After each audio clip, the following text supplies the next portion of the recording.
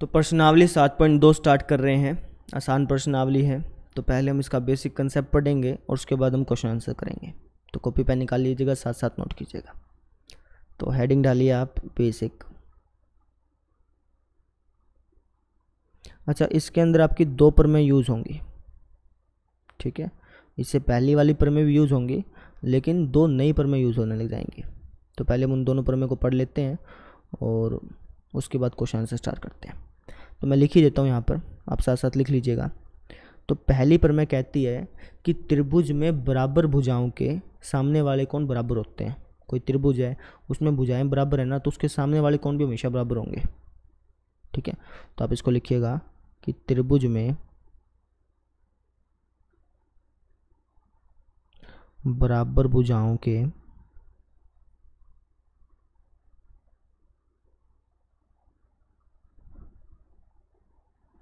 सामने वाले कोण भी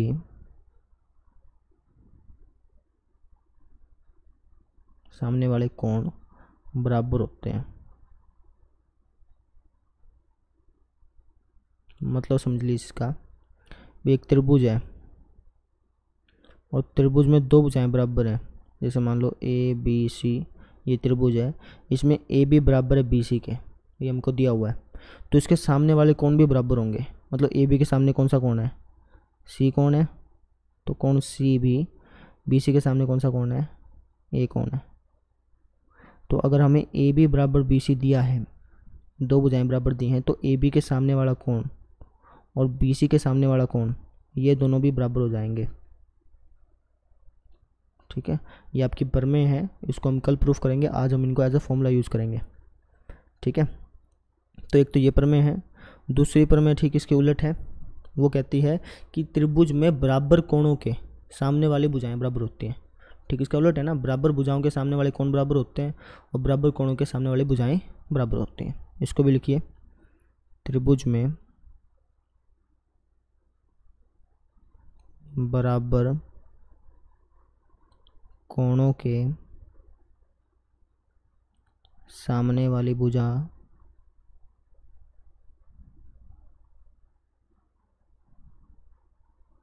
बराबर होती है।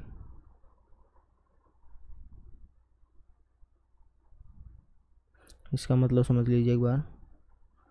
कोई त्रिभुज दे रखा मुझे, जैसे ये है ए बी सी। इस त्रिभुज में 2 कोण बराबर दे रखे हैं। मान लिया कि एंगल ए बराबर दे रखा है एंगल सी के, ये दिया हुआ आपकी बार, एंगल ए बराबर दिया एंगल सी के। तो एंगल ए के सामने वाली भुजा बी सी और एंगल सी के सामने वाली भुजा ए बी, तो ये दोनों भी हमारी बराबर होंगे। बस इन 2 बातों का ध्यान रखना है आपने, ठीक है। पहली बात कि बराबर भुजाओं के सामने वाले कोण बराबर, दूसरी बात कि बराबर कोणों के सामने वाली भुजाएं भी बराबर। तो इन दोनों चीज़ों का ध्यान रखिएगा। और अब हम करते हैं क्वेश्चन स्टार्ट। तो दूसरा प्रश्न देख रहे हैं पहले और पहला प्रश्न बाद में करेंगे, ठीक है। तो बोला है कि त्रिभुज ए बी सी में ए डी भुजा बी सी का लंब समद्विभाजक है और आपको आकृति भी दे रखी है। तो मैं आकृति को बना देता हूँ। यह आकृति दे रखी है आपको, ये है ए बी सी। कहा है कि ए डी भुजा बी सी का लंब समद्विभाजक है। मतलब ए डी बी सी पर लंब भी है, कहने का मतलब यहाँ भी 90 डिग्री का कोण, यहाँ भी 90 डिग्री का कोण, और इसको समद्विभाजित भी करता है। मतलब बी डी बराबर है डी सी के, ठीक है। हमें दर्शाना है कि त्रिभुज ए बी सी एक समद्विबाहु त्रिभुज है जिसमें ए बी और ए सी बराबर है। मुझे दिखाना है कि ए बी और ए सी बराबर होगा। अब इन दोनों भुजाओं को, इस भुजा को और इस भुजा को बराबर कैसे दिखाएंगे। तो मैं एक काम करूँ, त्रिभुज ए डी बी, इस त्रिभुज को और त्रिभुज ए डी सी, इस त्रिभुज को, इन दोनों त्रिभुजों को अगर मैं सर्वांग समचित कर दूं तो मेरा काम हो जाएगा। भाई ये दोनों त्रिभुज सर्वांग सम हो गई तो इनकी संगत भुजाएं बराबर हो जाएंगी, ठीक है। तो हम इन दोनों को सर्वांग समचित करेंगे और वो कैसे होगा, साइड एंगल साइड से। भाई ये साइड इस साइड के बराबर तो है, ये कोण भी 90 का, ये कोण भी 90 का, और ए डी भुजा दोनों में कॉमन है। तो साइड एंगल साइड से दोनों त्रिभुज हमारी सर्वांग सम हो जाएंगे। लिखेंगे कैसे वो देखिए, इसका आप हल। त्रिभुज हमने कौन सी ली, एक तो ये वाली एक ये वाली, इसका नाम है ADB, इसका नाम है ADC। तो त्रिभुज ADB व त्रिभुज ADC में, इन दोनों त्रिभुजों में BD भुजा CD के बराबर है। ठीक है, कारण आप लिखिएगा लंब समद्विभाजक। भाई आधा आधा बटे हुए हैं। ठीक, और ये कोण इस कोण के बराबर है क्योंकि दोनों के दोनों 90 डिग्री के हैं। इसका नाम है ADB, इसका नाम है एंगल ADC। तो एंगल ADB बराबर है एंगल ADC के। रीज़न आप लिखिएगा दोनों 90 डिग्री, भाई दोनों के दोनों 90 डिग्री के हैं। और AD भुजा तो दोनों में कॉमन है ही, तो AD बराबर होगा AD के, है ना। इस त्रिभुज की AD और इस त्रिभुज की AD दोनों बराबर होंगी। रीज़न आप लिखेगा उभयनिष्ठ, मतलब दोनों में कॉमन है। तो साइड एंगल साइड से ये दोनों त्रिभुज हमारी सर्वांग सम आ गई। साइड एंगल साइड से त्रिभुज ADB सर्वांग सम हो गई त्रिभुज ADC के। ठीक है, अच्छा जब दो त्रिभुजें सर्वांग सम होती हैं तो उनकी संगत भुजाएं और संगत कोण बराबर हो जाते हैं। मुझे यहाँ पे चाहिए AB बराबर AC, तो ये रहा A ये रहा B, यानी AB बराबर होगा ये रहा A ये रहा C, सेम पोजीशन पे होनी चाहिए ना। तो AB और AC क्या हो गया हमारे बराबर हो गए।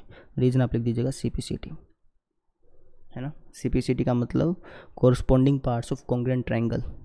भाई जब दो ट्रायंगल कॉन्ग्रुएंट होती हैं तो उनके संगत भाग बराबर होते हैं, है ना। संगत भाग मतलब संगत भुजाएं और संगत कोण बराबर होते हैं। तो इस तरीके से हमने AB और AC को बराबर कर दिया। कर लेंगे, आसान था। अब हम देख लेते हैं प्रश्न नंबर तीसरा प्रश्न देखो, बोला हुआ है कि ABC एक समद्विबाहु त्रिभुज है जिसमें बराबर भुजाओं AC और AB पर क्रमशः शीर्ष लंब BE और CF खींचे गए हैं। यानी AB और AC ये दोनों आपको बराबर दे रखी है। AB बराबर दे रखी है आपको AC के।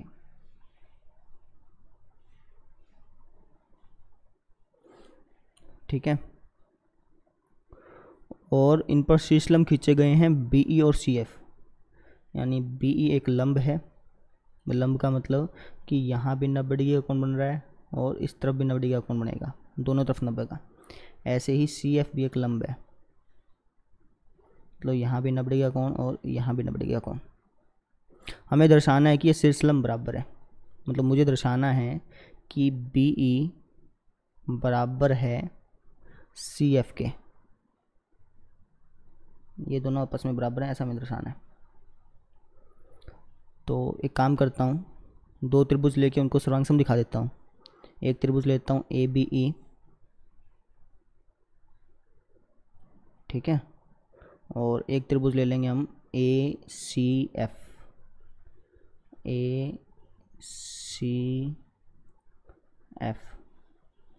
और इन दोनों त्रिभुजों को हम सर्वांग सम दिखा देंगे, क्योंकि जब ये दोनों त्रिभुज सर्वांग सम हो गए तो इनकी संगत भुजा बराबर हो जाएंगी, मतलब BE बराबर हो जाएगा CF के। ठीक, तो मैंने पहले इनको अलग अलग बना लेता हूँ, उसके बाद हम इनको सर्वांग सम दिखाएंगे। पहला ABE, तो ये कुछ ऐसा दिखेगा। ठीक है, दूसरा त्रिभुज है ACF, तो ये कुछ ऐसा है, समझ गया। इसको नाम देता हूँ मैं ABE, इसको नाम देता हूँ मैं ACF। इन दोनों को सर्वांग सम दिखाना है। अब इन दोनों त्रिभुजों में एंगल A तो कॉमन है। भाई जब मैं त्रिभुज ABE ले रहा हूँ तब भी एंगल A आ रहा है, जब मैं त्रिभुज ACF ले रहा हूँ तब भी एंगल A आ रहा है, तो दोनों में एंगल A तो कॉमन हो गया। ठीक है, अच्छा ये कोण भी 90 डिग्री का है और ये कोण भी 90 डिग्री का है ना। ये कोण भी 90 डिग्री का और ये भी 90 डिग्री का, तो एक कोण बराबर हो गया। और हमें प्रश्न में देखा कि AB बराबर है AC के। AC और AB दोनों हमें बराबर भुजाएं मिली है ना, तो यानी दोनों ये बराबर हो गए। तो एंगल साइड से ये दोनों त्रिभुज सर्वांग सम हो गई। सर्वांग सम हो जाने के बाद हम कह पाएंगे कि BE बराबर होगा FC के बाय CPCT। ठीक है, तो पहले आप खुद लिखिए, उसके बाद देखिएगा। तो मैं लिख देता हूँ यहाँ पे हल। दो त्रिभुज लिए हमने, एक त्रिभुज लिए ए ई बी, त्रिभुज ए ई बी व त्रिभुज एक लिए, इसका नाम है ए एफ सी।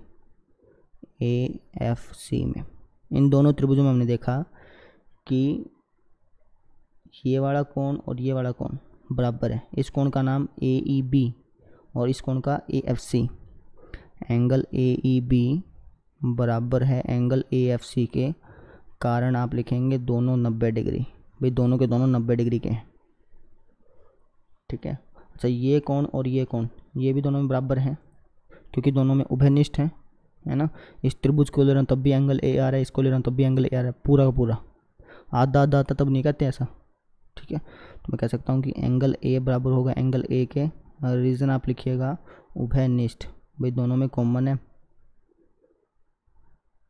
और ए बी भुजा ए सी के बराबर दी गई है, ए बी बराबर है ए सी के, ये हमको दिया है।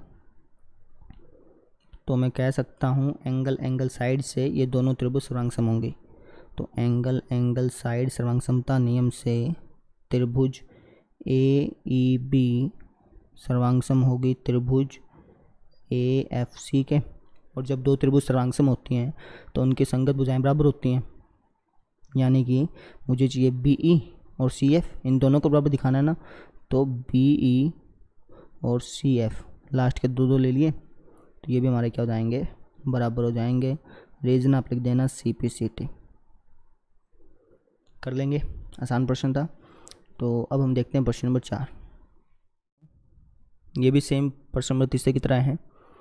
तो बोला है कि ए बी सी एक त्रिभुज है जिसमें ए सी और ए बी पर खींचे गए शीर्षलंब बी ई और सी एफ बराबर है।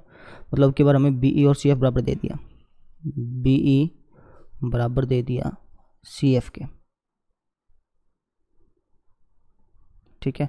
कह दिया कि लंब है, यानी यहाँ भी 90 डिग्री का कोण, यहाँ भी 90 डिग्री का कोण, यहाँ भी 90 का और यहाँ भी 90 का। बस सुनना आगे। हमें दर्शाना है कि त्रिभुज ए बी ई सर्वांगसम होगा त्रिभुज ए सी एफ के, ठीक है। ए बी ई मतलब ये वाला त्रिभुज सर्वांगसम दिखाना है ए सी एफ के,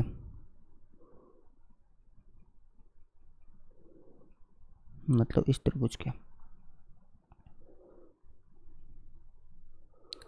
तो एक काम करते हैं, इनको दोनों को अलग अलग बना लेते हैं।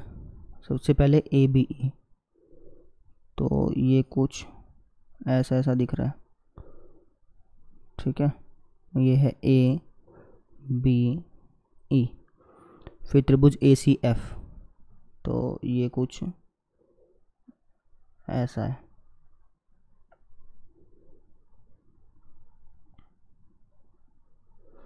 ठीक है। इसका नाम है ए सी एफ। इन दोनों को सर्वांगसम दिखाना है। तो भाई ये एंगल इस एंगल के बराबर होगा क्योंकि दोनों में कॉमन है, और ये कोण भी 90 डिग्री का है, ये कोण भी 90 डिग्री का है। भाई दोनों लंब थे ना। अच्छा, इन दोनों में भुजाएं बराबर दे रखी हमको बी ई और सी एफ, ये दोनों आपको बराबर दिए, ये दोनों आपके बराबर दिए ना। तो एंगल एंगल साइड से ये दोनों त्रिभुज हमारे सर्वांगसम आ जाएंगे, जैसे पिछला किया था वैसे करना। और ये जब दोनों त्रिभुज सर्वांगसम आ जाएंगे तो ए बी और ए सी बराबर हो जाएगा सी पी सी टी से, ए बी और ए सी। तो पहले आप खुद ब खुद लिखिए, उसके बाद देख लीजिएगा। तो हल, त्रिभुज ए बी ई व त्रिभुज ए सी एफ में, जैसे इनके नाम है ना वैसा का वैसा नाम दे दो। अब एंगल ए बराबर होगा एंगल ए के, दोनों में कॉमन है, उभयनिष्ठ।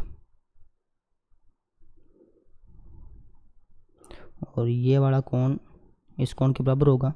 चाहो तो इसका पूरा नाम दे दो, चाहे तो ऐसे कह दो एंगल ई एंगल एफ के। देखो पूरा नाम कब देते हैं और मतलब कई बार पूरा ऐसे नाम कब लिखते हैं, उसका रीज़न है। अगर मान लो कि यहाँ पर ऐसे कुछ मिला होता तो मैं इसको एंगल ई नहीं कह सकता था, क्योंकि एंगल ई का मतलब कि भाई ये पूरा एंगल है। बात समझ में आ गई? तो इसको अलग से नाम देना पड़ता है, इसको अलग से, ठीक है। तो इसलिए हम बार बार पूरा नाम देते हैं ताकि कन्फ्यूज़न ना हो। अब यहाँ पर तो एंगल ई और एंगल एफ कह देंगे, कोई दिक्कत नहीं है इसमें, लेकिन आप कोशिश कीजिए कि पूरा ही नाम दें। इसका भी आप पूरा नाम दे देंगे तो और अच्छा होगा, ठीक है। तो मैं यहाँ पर लिख देता हूँ एंगल ई बराबर एंगल एफ, रीजन लिख दूंगा दोनों 90 डिग्री। अब वैसे ऐसे नाम दोगे तब कोई दिक्कत नहीं है, तो थोड़ा ध्यान रखिएगा। अच्छा, बी ई बराबर है सी एफ के, ये हमको दिया हुआ है।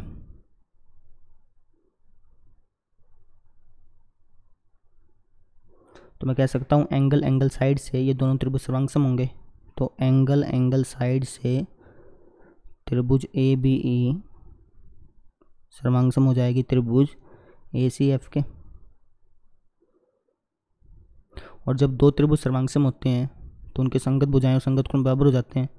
मुझे चाहिए ए बी और ए सी, यानी ए बी बराबर हो जाएगा ए सी के। रीजन मैं लिख दूंगा सिपिसिटी। तो इस तरीके से हमने क्वेश्चन कर लिया, आसान था। तो अब हम देख लेते हैं पहला प्रश्न। देखो, बोल रखा है कि एक समद्विबाहु त्रिभुज ए बी सी में, एक त्रिभुज है ए बी सी, बना लेते हैं साथ साथ। जैसे ये त्रिभुज है, इसका नाम दे दो आप ए बी सी। इसमें ए बी और ए सी बराबर दिए हैं, मतलब ए बी भुजा ए सी के बराबर है। बस अभी हमने पढ़ा था कि बराबर भुजाओं के सामने वाले कोण बराबर होते हैं। तो यहाँ पर ए बी और ए सी बराबर है, तो ए बी के सामने कौन है एंगल सी, ये बराबर हो जाएगा ए सी के सामने कौन है एंगल बी, इनके, यानी एंगल बी और एंगल सी दोनों बराबर हो गए। ठीक है। फिर बोला कि एंगल बी और एंगल सी के समद्विभाजक परस्पर बिंदु ओ पर प्रतिच्छेद करते हैं। समद्विभाजक का मतलब इनको आधा आधा बांटने वाले। तो एंगल बी को आधा बांटने वाला यानी ये, और एंगल सी को आधा बांटने वाला, इस पूरे कोण को आधा बांटने वाला, तो ये हो गया कुछ ऐसा। इनके जो समद्विभाजक हैं ये परस्पर बिंदु ओ पर मिलते हैं, मतलब यहाँ पर मिल गई है। कहने का मतलब कि ओ बी एंगल बी का समद्विभाजक है, ऐसे ही ओ सी एंगल सी का समद्विभाजक है। मतलब इन्होंने आधा आधा बांट दिया भाई, ये पूरा कोण अगर 50 का है तो 25-25 में बांट दिया। ठीक है। फिर बोला कि ए और ओ को जोड़िए, ए और ओ को जोड़ना है, तो ये कुछ ऐसा हो गया। दर्शाइए कि ओ बी बराबर होगा ओ सी के। हमें दर्शाना है कि ओ बी मतलब ये वाला कोण, ये वाली भुजा ओ बी बराबर होगी ओ सी के, इसके। तो पहले कुछ सोचिए कि किस प्रकार से इन दोनों को बराबर दिखाया जाए। तो अगर मैं इस कोण को देखूं, ये पूरा कोण इस पूरे कोण के बराबर है। ठीक है। तो इस कोण का अगर आधा कर दिया जाए और इस कोण का आधा कर दिया जाए तब भी ये दोनों बराबर होंगे, है ना। अगर मान लीजिए भाई पूरा कोण 50 का है, मान लीजिए पूरा कोण 50 का है और ये भी पूरा कोण 50 का है, 50-50 के बराबर है। अगर मैं इसका आधा कर दूं और इसका आधा कर दूं तब भी ये बराबर रहेंगे। वही चीज़ इसमें है, यानी कह सकता हूं मैं कि ये वाला कोण एंगल ओ बी सी, ये कोण बराबर होगा एंगल ओ सी बी के।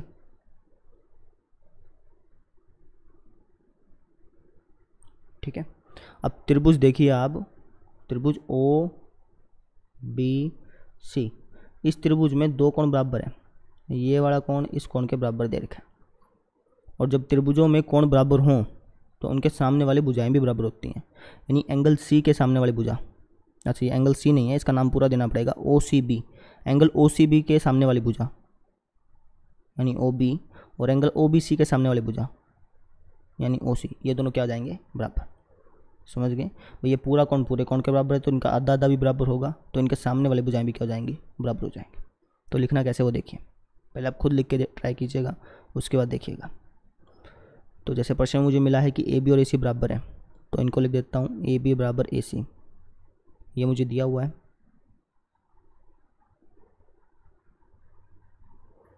ठीक है। अच्छा, त्रिभुज में जब दो भुजाएं बराबर हों तो उनके सामने वाले कोण भी बराबर होते हैं। यानी ए बी के सामने वाला कोण एंगल सी पूरा का पूरा, और ए सी के सामने वाला कोण एंगल बी, तो एंगल सी बराबर होगा एंगल बी के। रीजन आप लिखेंगे बराबर भुजाओं के सामने वाले कोण, बराबर भुजाओं के सामने वाले कोण हमेशा बराबर होते हैं, इतना लिख लीजिएगा। ठीक है। अब एंगल सी, ये पूरा एंगल बी के बराबर है, तो इनका आधा आधा भी बराबर होगा, तो हम दोनों तरफ आधा आधा कर देंगे। आप सिंपल लिख दीजिएगा कि 1/2 से गुणा करने पर, 1/2 से गुणा करने का मतलब इनका आधा आधा करने पर, ठीक है ना। तो एंगल सी का आधा यानी एंगल सी इंटू 1/2, ठीक है। और एंगल बी का आधा यानी एंगल बी इंटू 1/2, ये दोनों भी बराबर हो जाएंगे। बात समझ में आ गई। एंगल सी और एंगल बी बराबर हैं, तो एंगल सी का आधा और एंगल बी का आधा ये भी तो बराबर होगा। रकम वही सेम है, बस आधे से आधा काट दो, वैसे का वैसा ही है, बस हमने इसको थोड़ा सा मॉडिफाई करके लिख दिया। अब एंगल सी का आधा क्या होगा, ये पूरा एंगल सी है, इस पूरे एंगल सी का आधा, ये भी हो सकता है ये भी हो सकता है, हमें इसकी ज़रूरत है तो हम इसको लेंगे। इसका नाम है ओ सी बी। तो एंगल ओ सी बी बराबर हो जाएगा एंगल बी का आधा, एंगल बी पूरा है, इसका आधा हो जाएगा ये वाला, है ना। इसका नाम होगा O B C, angle O B C के, ठीक है। और जब त्रिभुजों में दो कोण बराबर होते हैं तो उनके सामने वाली भुजाएं भी बराबर होती हैं। यानी मैं कह सकता हूँ कि इसके सामने वाली भुजा ओ बी और इस कोण के सामने वाली भुजा ओ सी, ये दोनों बराबर हैं। तो मैं लिख दूंगा कि ओ बी बराबर होगा ओ सी के। रीज़न आप लिख दीजिएगा, बराबर कोणों के सामने वाली भुजा, बराबर कोणों के सामने वाली भुजा हमेशा बराबर होती है। तो इस कारण ओ बी और ओ सी बराबर आ गए। एक तो हमें ये सिद्ध करना था, तो ये हमारा हो गया फर्स्ट पार्ट। सेकंड पार्ट हमें सिद्ध करना है कि ए ओ कोण ए को समद्विभाजित करता है। ए ओ मतलब ये जो ए ओ है इसने कोण ए को समद्विभाजित कर दिया, मतलब आधा आधा बांट दिया। कहने का मतलब ये कोण बराबर सिद्ध करना है इस कोण के। बात समझ में आ गई। थोड़ा सा मैं कलर करता हूँ। इस कोण को मुझे इस कोण के बराबर सिद्ध करना है। कैसे करेंगे सोचिए, शाबाश।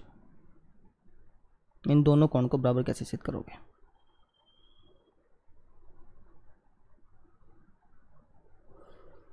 तो एक काम कर सकते हैं, हम ये दो त्रिभुज लेंगे ए ओ बी। एक तो ये वाली त्रिभुज, ठीक है। दूसरी त्रिभुज लेंगे ए ओ सी, ये वाली त्रिभुज, और इन दोनों को हम सर्वांगसम दिखाएंगे, ठीक है। जब ये दोनों त्रिभुज सर्वांगसम हो जाएंगे तो इनके संगत कोण बराबर हो जाएंगे ऑटोमेटिक। बात समझ में आ गई। तो ये कोण इस कोण के बराबर हो जाएगा। फिर हम कह सकते हैं कि ए ओ ने इन दोनों कोणों को आधा आधा कर दिया, ठीक है। अच्छा, ये दोनों त्रिभुज सर्वांगसम कैसे दिखाओगे। तो ये भुजा तो इस भुजा के बराबर दे रखी है, ठीक है। और ये वाला कोण, इस कोण को मैं थोड़ा कलर कर दूं, मतलब ये वाला कोण बराबर है इस कोण के, क्योंकि दोनों आधे आधे हैं ना, ठीक है। और ये भुजा इस भुजा के बराबर हमने अभी सिद्ध किया। तो साइड एंगल साइड से ये दोनों त्रिभुज हमारे सर्वांगसम हो जाएंगे। बात समझ में आ गई। तो इस तरीके से करना। अब लिखेंगे कैसे, तो हम लिखेंगे सेकंड पार्ट, त्रिभुज ए ओ बी व त्रिभुज ए ओ सी में, इन दोनों में देखते हैं। मैं इसको थोड़ा नीचे लेके आता हूँ।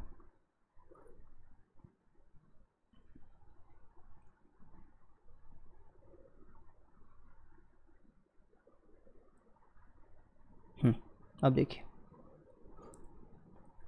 तो मैं कह सकता हूँ कि ए बी ए सी के बराबर है।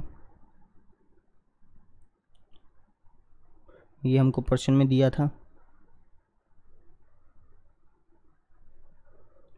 Angle A B O, angle A B O बराबर होगा एंगल ए सी ओ के। ये वाला कोण और ये वाला कोण बराबर होंगे, ठीक है। एंगल ए बी ओ बराबर होगा एंगल ए सी ओ के। रीज़न आप लिखिएगा, एंगल बी और एंगल सी का आधा, एंगल सी का आधा, ये भी हमेशा क्या होते हैं, बराबर होंगे, है ना। दो पूरे कोण बराबर हैं तो उनके आधे आधे भी क्या होंगे, बराबर होंगे। जब बी ओ भुजा ओ सी के हमने अभी अभी सिद्ध करी, ओ बी और ओ सी, तो इसको लिख देता हूँ ओ बी बराबर ओ सी, अभी सिद्ध किया।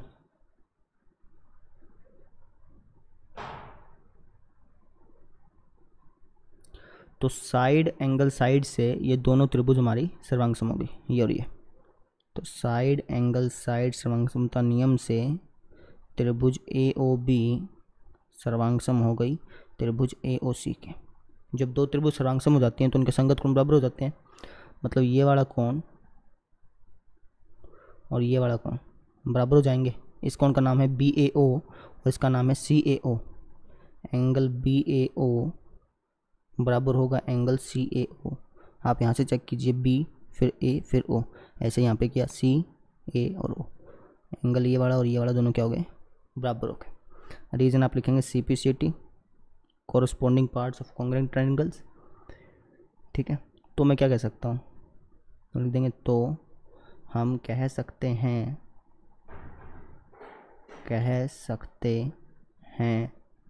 कि ए ओ एंगल ए को समद्विभाजित करता है। ये हमें सिद्ध करना था ना, ए ओ कोण ए को समद्विभाजित करता है, तो आप इसको लिख दीजिएगा लास्ट में कि ए ओ कोण ए को समद्विभाजित करता है, मतलब दो बराबर भागों में बांटता है।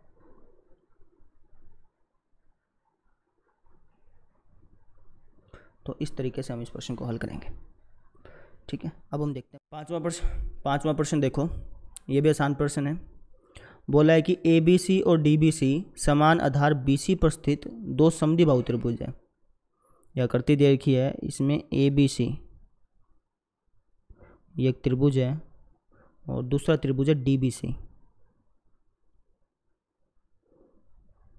ये दूसरा त्रिभुज है। हमें दर्शाने को बोला है कि दर्शाइए कि एंगल ए बी डी बराबर होगा एंगल ए सी डी के। एंगल ए बी डी मतलब ये वाला कोण, इस कोण को ए सी डी के बराबर दिखाना है। ए सी डी मतलब इस कोण के, इन दोनों कोणों को बराबर दिखाना है। ठीक है, तो एक काम करते हैं, सबसे पहले त्रिभुज ए बी सी लेते हैं, ये वाले त्रिभुज। इस त्रिभुज में दो भुजाएं बराबर हैं, ये भुजा इस भुजा के बराबर है, तो इसके सामने वाले कोण भी बराबर होंगे। यानी ए बी के सामने कौन है, ये कोण बराबर हो जाएगा इस कोण के। इसका नाम दे दो एक, इसका नाम दे दो 2, तो एंगल एक बराबर हो गया एंगल 2 के। अब इसी तरीके से त्रिभुज डी बी सी में ये दोनों भुजाएं बराबर हैं, तो इनके सामने वाले कोण भी बराबर होंगे। यानी डी बी के सामने कौन है, ये, इसको नाम दे दो एंगल 3, और डी सी के सामने कौन है, ये, इसको आप नाम दे दो एंगल 4। तो एंगल 3 और एंगल 4 भी बराबर हो जाएंगे। ठीक है, और फिर हम इनको ऐड कर देंगे, मतलब एंगल 2 प्लस एंगल 4 बराबर हो जाएगा एंगल 1 प्लस एंगल 3। यानी ये पूरा कोण इस पूरे कोण के बराबर हो जाएगा। अभी मैं आपको करके दिखाता हूँ, फिर ज़्यादा समझ में आएगा। तो देखिए कैसे लिखेंगे, लिख दिया हमने हल।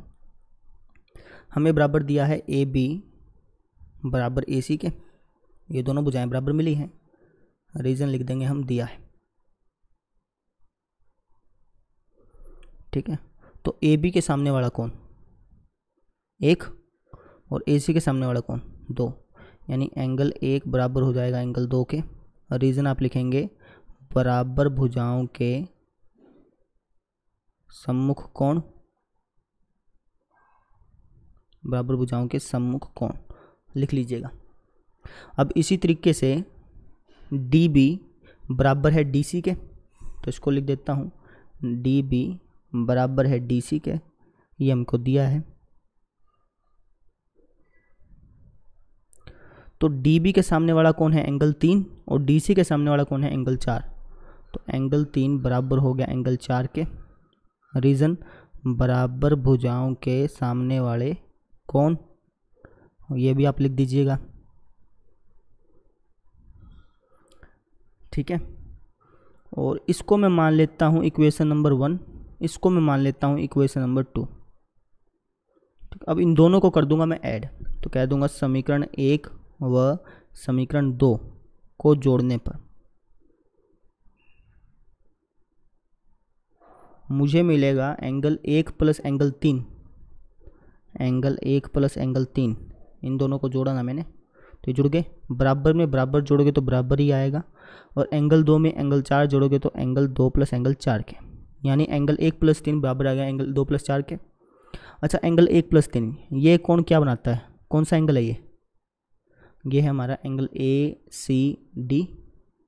और 2 प्लस 4 ये कौन सा एंगल बनाता है, एंगल ABD। तो मैं कह सकता हूँ एंगल ACD बराबर है एंगल ABD के, और यही हमें दर्शाना था। तो दीजिएगा इतने सिद्धम कर लेंगे, आसान था। पहले इन दोनों कोणों को बराबर किया, फिर इन दोनों कोणों को बराबर किया, फिर इन दोनों को हमने जोड़ दिया, हमारा आंसर आ गया। तो इस तरीके से आपने ये करना है। अब हम देख लेते हैं प्रश्न नंबर 6। छठा प्रश्न देखिए, ये भी बहुत आसान प्रश्न है। बोला गया कि ABC एक समद्विबाहु त्रिभुज है, मतलब इसकी दो भुजाएं बराबर हैं, जिसमें AB बराबर है AC के, मतलब AB बराबर मिला है AC के। ठीक है, ये दोनों भुजाएं बराबर मिली हैं। भुजा BA बिंदु D तक इस प्रकार से बढ़ाई गई है कि AD और AB भी बराबर है, मतलब AD भुजा बराबर है AB के। कहने का मतलब कि तीनों के तीनों बराबर हो गए, है ना। AB AC के बराबर था, AD AB के बराबर है, तो ये तीनों के तीनों आपस में बराबर हो गए। ठीक है। अच्छा, त्रिभुज में जब दो भुजाएं बराबर होती हैं तो उनके आमने सामने कौन बराबर होते हैं, यानी AB के सामने वाला कौन, ये एंगल 1 बराबर हो गया AC के सामने वाला कौन, ये एंगल 2 के। ठीक है। ऐसे ही इस त्रिभुज में ये दोनों भुजाएं बराबर हैं, तो इनके सामने कौन भी बराबर होंगे, तो AC के सामने वाला कौन, ये एंगल 3, और AD के सामने वाला कौन, ये एंगल 4, है ना। यानी एंगल 3 और एंगल 4 बराबर हैं, एंगल 1 और एंगल 2 बराबर है। ठीक है। हमें दर्शाना है कि एंगल BCD एक समकोण है। BCD मतलब ये कोण 90 डिग्री का है, ऐसा हमें दर्शाना है। समकोण का मतलब 90 डिग्री। तो कैसे दर्शाएंगे, तो पहले मैं ये जो मैंने लिखा है इनको मैं लिख देता हूँ, और उसके बाद हम देखते हैं। तो यहाँ पे हल,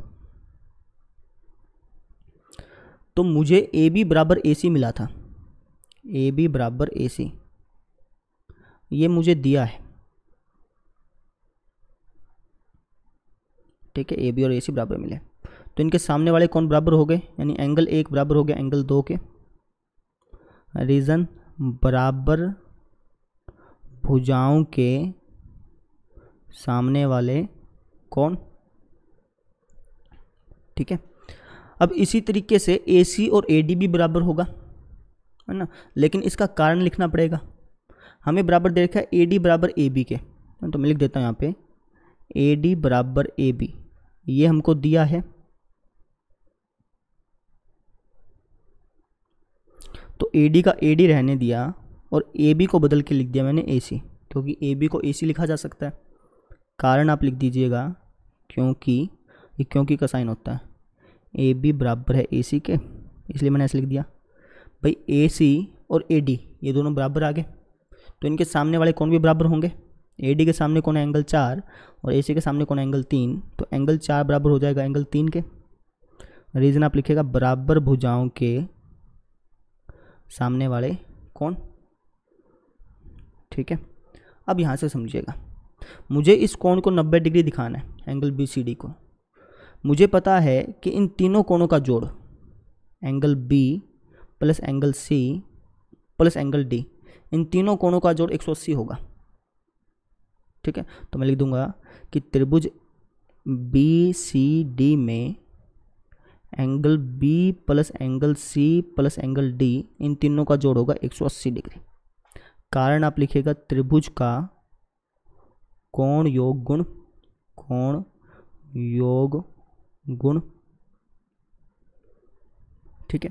अब एंगल B क्या है, 2, एंगल C क्या है भाई, एंगल C है सर ये दोनों, एंगल 1 और एंगल 4, और एंगल D क्या है, 3, है ना। तो इन सभी कोणों का जोड़ होगा 180 डिग्री के बराबर। ठीक है, तो एंगल 1 और एंगल 4 को तो छेड़िएगा मत, क्योंकि हमें इसे ही 90 डिग्री दिखाना है। यानी एंगल 1 और 4 इन दोनों को मैं छेड़ूंगा नहीं और इन दोनों को मैं छोड़ूंगा नहीं। मतलब कहने का कि इन दोनों को मैं बदल दूंगा। समझ रहे हैं? इन दोनों को तो आपने चेंज नहीं करना और इन दोनों को आपने बदल देना। उससे क्या होगा वो देखिए। एंगल 2 को मैं लिख सकता हूँ एंगल 1 यहाँ से, ठीक है। इन दोनों को तो छेड़ना नहीं है ना। एंगल 3 को मैं लिख सकता हूँ एंगल 4 यहाँ से, बराबर 180 डिग्री। समझ गए? अब यहाँ पर देखिए, ये हो गया 2 एंगल 1 और ये हो गया 2 एंगल 4 बराबर 180 डिग्री। यहाँ से 2 कॉमन आ जाएगा तो अंदर बच गया एंगल 1 प्लस एंगल 4 बराबर 180 डिग्री, और फिर हमारा आ जाएगा 90 डिग्री। एंगल 1 प्लस एंगल 4 बराबर आ गया 2 गुना में, यहाँ जाके भाग में, यानी 90 डिग्री। एंगल 1 प्लस 4 क्या बन रहा था? यही वाला कौन बन रहा था? इस कोण का नाम क्या पूरा? BCD है ना। तो हम कह सकते हैं एंगल BCD बराबर हो गया 90 डिग्री के, और यही मुझे दर्शाना था। समझ रहे हैं? वापस से समझ लीजिए एक बार। देखिए, मुझे AB बराबर AC मिला था। मैं ऊपर से समझा देता हूँ आपको। हाँ, AB बराबर AC मिला था। मैंने कहा कि इनके सामने वाले कोण बराबर होंगे, ऐसे ये कोण भी बराबर होंगे। मुझे पता है कि इन सब का कोणों का जोड़, त्रिभुज में बनने वाले सभी कोणों का जोड़ 180 होता है। तो angle 2 plus angle 1 plus angle 4 plus angle 3, इन सब का जोड़ होगा 180। वहाँ से 1 और 4 को तो मैंने छेड़ा नहीं और इन दोनों को बदल दिया, ठीक है, जिसकी वजह से मेरा एंगल BCD बराबर आ गया 90 डिग्री। कर लेंगे। तो इस तरीके से था। अब अगला प्रश्न देखिए। अगले दोनों प्रश्न बहुत आसान है, बहुत ज़्यादा आसान, ठीक है। 7वां प्रश्न देखिए। बोला है कि ABC एक समकोण त्रिभुज है जिसमें एंगल A 90 डिग्री है और AB बराबर AC है। हमें एंगल B और एंगल C इनको ज्ञात करना है। तो मैं आकृति बना लेता हूँ पहले। तो जैसे ये आकृति बना ली, ठीक है। एंगल A 90 डिग्री का है, मतलब यहाँ पे लिख देता हूँ एंगल B को यहाँ पे और एंगल C को यहाँ पे, ठीक है। मुझे एंगल B और एंगल C इन दोनों एंगल्स की वैल्यू बतानी है। अच्छा, मुझे दे रखा है AB बराबर AC, मतलब ये भुजा इस भुजा के बराबर है। हमने पढ़ रखा है कि जब त्रिभुज में भुजाएं बराबर होती हैं तो उनके सामने के कोण बराबर होते हैं। यानी AB के सामने कोण है एंगल C और AC के सामने कोण है एंगल B, तो ये दोनों कोण बराबर हो गए, ठीक है। तो मुझे पता है कि इस त्रिभुज के सभी कोणों का जोड़ 180 डिग्री होगा, तो मैं इन तीनों को जोड़ के बराबर 180 लिख दूंगा, ठीक है। वहाँ से मेरी एंगल B और एंगल C की वैल्यू निकलेगी, ठीक। मैं वो लिख के दिखाता हूँ, फिर ज़्यादा समझ में आएगा आपको। हम लिखेंगे हल। मुझे दिया है कि AB और AC बराबर है, तो मैं लिख दिया AB बराबर है AC के, ये मुझे दिया है। अच्छा, जब त्रिभुज में दो भुजाएं बराबर दी जाती हैं तो उनके सामने कोण बराबर होते हैं, यानी एंगल C बराबर हो गया एंगल B के, ठीक है। बराबर भुजाओं के सामने वाले कोण इस तरीके से लिख देंगे। जैसे जैसे हमने स्टेप बताए हैं ना, वैसे वैसे करते जाओ बस, ठीक। एंगल C और एंगल B बराबर आ गए। इसके बाद मैंने कहा कि इन तीनों कोणों को जोड़ दो, एंगल BA और C, angle B plus angle A plus angle C, इन तीनों को जोड़ दो। इन तीनों का जोड़ आएगा 180 डिग्री। कारण होगा त्रिभुज का कोण योग गुण। आप पूरा लिखिएगा, ठीक है। अब यहाँ पे एंगल B की वैल्यू मुझे पता नहीं। अच्छा, एंगल A की वैल्यू मुझे पता है 90 डिग्री, और एंगल C को मैं लिख सकता हूँ एंगल B। समझ रहे हैं? एंगल C और एंगल B बराबर था ना, तो मैंने एंगल C को बदल के एंगल B लिख दिया। अब इससे क्या होगा, यहाँ पे मेरी एंगल B की वैल्यू निकल आएगी, यानी वहाँ जाके माइनस का हो गया, फिर एंगल B की वैल्यू निकल गई। जो एंगल B की वैल्यू होगी वही सेम वैल्यू एंगल C की होगी, क्योंकि ये दोनों बराबर हैं। कर लेंगे, ठीक है। तो अच्छा, इसका रीज़न लिख दीजिएगा कि भैया एंगल B और C ये दोनों बराबर थे, क्योंकि एंगल C और एंगल B बराबर थे, इसलिए मैंने इसको ऐसे लिखा है। अब यहाँ पर हो गया angle B plus angle B, दो एंगल B 90 डिग्री का 90 डिग्री बराबर 180 डिग्री। अब 90 प्लस का यहाँ जाके माइनस का, तो ये हमारा आ जाएगा दो एंगल B बराबर 180 डिग्री माइनस 90 डिग्री। तो दो एंगल बी बराबर हो गया 90 डिग्री के। यहाँ से एंगल बी की वैल्यू आ गई 2 गुना में आ जाके भाग में, यानी 45 डिग्री। ये हमारा एंगल बी आ गया, है ना। और एंगल बी और एंगल सी बराबर हैं, तो एंगल सी भी कितना हो जाएगा, 45 डिग्री। समझ गए ना। वैसे भी यही बात यही होनी थी भाई, 90 ये था तो 45 ये बात था, 45 ये बात था, दोनों बराबर थे ना, इसलिए। तो इस तरीके से आपने करना था, समझ गए। ये भुजा इस भुजा के बराबर मिली थी, तो सामने के कोण बराबर हो गए। मुझे पता था कि इन तीनों कोणों का जोड़ 180 होगा, मैंने वो फॉर्मूला लगा दिया। और उसके बाद हमारी एंगल बी की वैल्यू आ गई और एंगल सी की वैल्यू आ गई। तो ऐसे करना था। अब हम देख लेते हैं प्रश्न नंबर 8वां, लास्ट क्वेश्चन आ गया। देखिए 8वां क्वेश्चन देखिए, ये भी बहुत आसान प्रश्न है, और ये मतलब एक प्रमेय है वैसे, लेकिन क्वेश्चन के रूप में दिए, ठीक है। तो देखो बोला है कि दर्शाइए कि किसी समबाहु त्रिभुज का प्रत्येक कोण 60 डिग्री का होता है। मतलब हमें एक समबाहु त्रिभुज दे रखा है। समबाहु त्रिभुज मतलब जिसकी सभी भुजाएं बराबर हैं, ठीक है। तो एक समबाहु त्रिभुज का प्रत्येक कोण 60 डिग्री का होता है, ऐसा हमें दर्शाना है। तो एक त्रिभुज बना लेते हैं, इसको आप मान लो ए बी सी। इसकी सभी भुजाएं बराबर दे रखी हैं, ए बी सी और ए सी, ठीक है।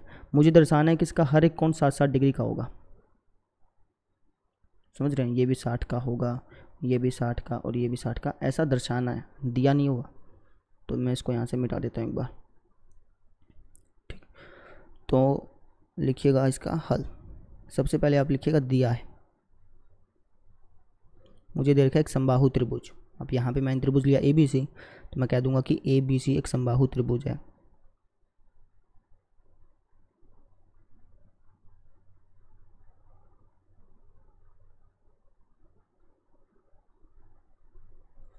ठीक है, समबाहु त्रिभुज में सभी भुजाएं बराबर होती हैं, तो यहीं पे लिख देंगे आधार्थ ए बी सी और ए सी, ये तीनों भुजाएं बराबर हैं, ठीक है। मुझे दर्शाना क्या, वो देखिए, मुझे दर्शाना है कि इसका प्रत्येक कोण 60 डिग्री का होगा। मतलब एंगल ए, एंगल बी और एंगल सी, ये तीनों कोण 60 डिग्री के होंगे, ऐसा मुझे दर्शाना है। तो एंगल ए भी 60 का होगा, एंगल बी भी 60 का होगा और एंगल सी भी 60 का होगा, ऐसा दर्शाना है, ठीक है। तो अब हम लिख देते हैं यहाँ पे हल। तो मैंने आपको पहले बताया था कि त्रिभुज में बराबर भुजाओं के सामने वाले कोण बराबर होते हैं। जैसे ए बी और बी सी बराबर हैं, तो इनके सामने के वाले कोण बराबर होंगे, ठीक है। बी सी और ए सी बराबर है, तो इनके सामने वाले कोण बराबर हो जाएंगे। तो मैं लिख देता हूँ कि ए बी बराबर बी सी बराबर ए सी, ये तो हमको दिया है, ये दे रखा है ना। तो ए बी के सामने कौन कौन सा है, ए बी के सामने कौन है, एंगल सी, ठीक है, एंगल सी। और बी सी के सामने कौन कौन सा है, बी सी के सामने कौन है, एंगल ए, एंगल ए। और ए सी के सामने कौन कौन सा है, ए सी के सामने कौन है, एंगल बी। तो ये तीनों कोण बराबर हो जाएंगे, ठीक है। रीज़न आप लिखिएगा बराबर भुजाओं के सामने वाले कोण, ठीक। अब मुझे पता है कि त्रिभुज में तीनों कोणों का जोड़ 180 होता है, तो मैं लिख दूंगा और angle A plus angle B plus angle C, इन तीनों कोणों का जोड़ होगा 180। अब यहाँ से मेरे एक एंगल की वैल्यू आ जाएगी और उसके बाद तीनों की आ जाएगी, तो इन तीनों सेम है। तो एक काम करता हूँ, मैं यहाँ पर एंगल बी और एंगल सी की वैल्यू चेंज कर देता हूँ। इसको तो एंगल ए ही रखता हूँ, इन दोनों को भी एंगल ए बना देता हूँ, क्योंकि तीनों कोण बराबर है ना। समझ रहे हो, आप एंगल बी को भी ए लिख सकते हो, सी को भी ए लिख सकते हो। तो मैंने दोनों को चेंज करके ए बना दिया, बराबर 180 डिग्री। रीज़न आप लिख दीजिएगा क्योंकि एंगल ए बी और सी ये तीनों के तीनों बराबर है, ठीक है। अब यहाँ से क्या होगा, angle A plus angle A plus angle A, 3 angle A बराबर आ गया 180 डिग्री के, और एंगल ए की वैल्यू आ जाएगी आपकी 3 गुना में आ जाके भाग में, तो 60 डिग्री। बात समझ में आ गई ना, 3 भाग में चल के 3 6 18 यानी 60 डिग्री आ गया। अब एंगल ए भी 60 का होगा और एंगल बी भी 60 का होगा और एंगल सी भी 60 का होगा, क्योंकि ये तीनों सेम है। कर लेंगे, तो इस तरीके से आपने एंगल ए बी सी इन तीनों कोणों की वैल्यू निकाल ली, जो कि कितने आई 60 डिग्री, और यहाँ भी दिखाना था। ठीक है, आसान प्रश्न था। हमने क्या किया, हमने सबसे पहले इन तीनों भुजाओं को बराबर किया। ठीक है, तो इनके सामने वाले कोण बराबर हो गए। हमें पता था कि इन तीनों कोणों का जोड़ 180 होगा, तो मैंने वो लिखा। वहाँ से मेरी एंगल ए की वैल्यू आ गई, एंगल ए की वैल्यू 60 आई, तो एंगल बी की भी 60 होगी, एंगल सी की भी 60 होगी, क्योंकि तीनों बराबर है। समझ रहे हैं? तो इस तरीके से हमने इस प्रश्न को करना था। तो ये आपकी एक्सरसाइज ख़त्म हो गई, और कल हम इसके करेंगे प्रमेय। जो 2 बातें हमने सीखी थी कि समान भुजाओं के सामने वाले कोण बराबर होते हैं और समान कोणों के सामने वाली भुजाएं बराबर होती हैं, तो इन बातों को हमें प्रूफ करना है, क्योंकि आपकी प्रमेय है। ठीक है ना? तो फिर बस, थैंक यू।